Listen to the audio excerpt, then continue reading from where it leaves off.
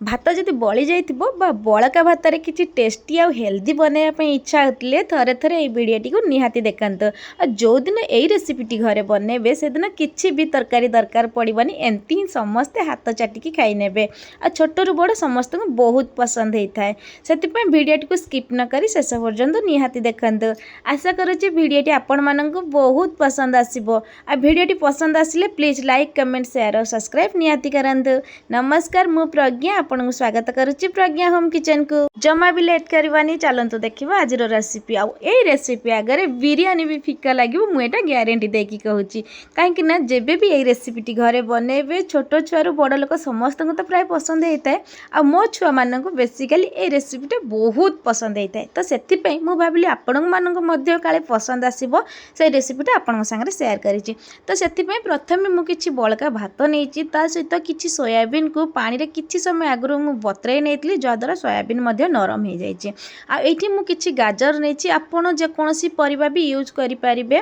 मुझे गाजर को ये चुना चुना करके काटी नहीं। आ रेसिपी एते टेस्टी लगी थाए, थरे बनइले बारंबार बनईकी खावाई इच्छा होता है। यहाँ मुझे ग्यारंटी दूचे छुआ मान टिफिन रे दे पारे कि बड़ लोक मान लंच रे आपण मैंने दे पारे। एते टेस्टी होता है जे रेसिपी आगे कौन तरकारी भी दरकार पड़ न था। ये मुझे गाजर को काटी नहीं, सहित ये आउ कि परिया आड करी जमी ये अच्छी कैप्सिकम सहित चुना चुना करके काटिकी रखी मु गाजर कि टमाटो सहित पियाज आपड़ जेकोसी परिया आड करें। आठी प्रथम मुझे सोयाबीन को सेमती गोटा रखी, आउ कि सोयाबीन को मुझे खंड करके काटी नहीं।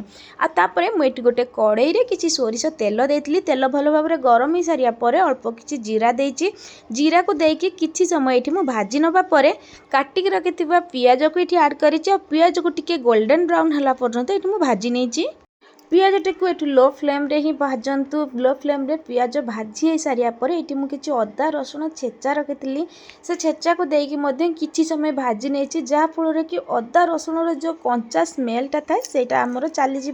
मसलाटी भल भाव में भाजी हो सारापर ये मुझे किसी गुंड मसला आड करी, जमी प्रथम हलदी गुंड, लंका गुंड, जीरा गुंड सहित मुझे किसी लुण देती। स्वाद अनुसार लुण दे सारापर से मसला को मुझे भल भाव में किसी समय मिसई नहीं। मसला को लो फ्लेम रे किसी समय भाजी नवा परे ये देखिपे मसला पूरा आम भल भाव में भाजी हो गला। ये स्टेप्रे मुझे काटिकी रखी सोयाबीन को देती, सोयाबीन को किसी समय एपट सेपट करके भाजी नहीं।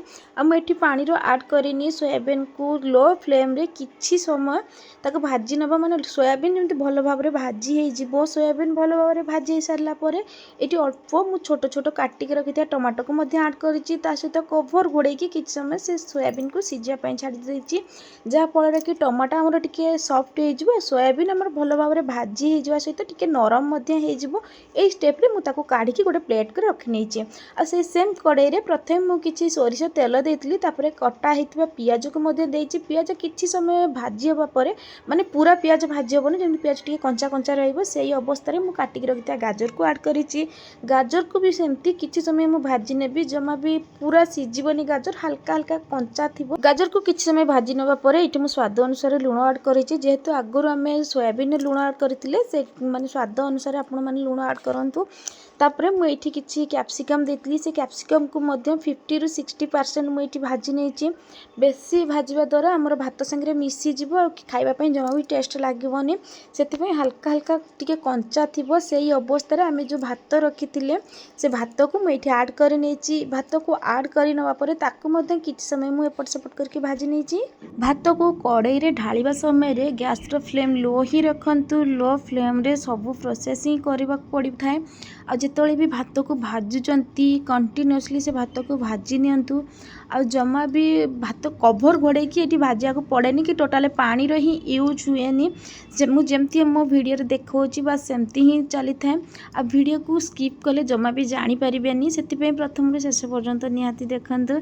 आ ये देखिपे भात आमर पूरा भल भाव में भाजिक रेडी हो जाए, कलर तार चेंज हो जाए।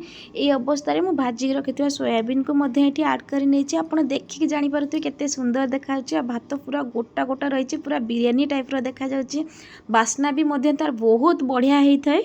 बड़ी भात रे ये एमती गोटे रेसिपी जोटा कि आपण मैंने जदि दूर दूर जगह को ट्रावेल करुँच से समय नहीं पारे और ये रेसिपी सांगे कौन तरकारी भी दरकार पड़ी न था आप सेमती ही खाईपर बहुत टेस्टी लगी था आ छुआ मानकर बेसिकली बहुत पसंद होता है मुझे तो कहि मो छुआ मान बहुत पसंद होता है ये रेसिपीटी जिते पूरा परफेक्ट बनिकी रेडी हो देखिए कड़े पूरा छाड़ीदेव आ बास्ना बहुत बढ़िया देता है ता सहित आउ कि बास्ना और टेस्ट पे मुझे अल्प किसी बिरयानी मसला ऐड कर से सबको देकी किसी समय भाजी नापर आमर गरमा गरम रेसिपीटी रेडी हो जाइए।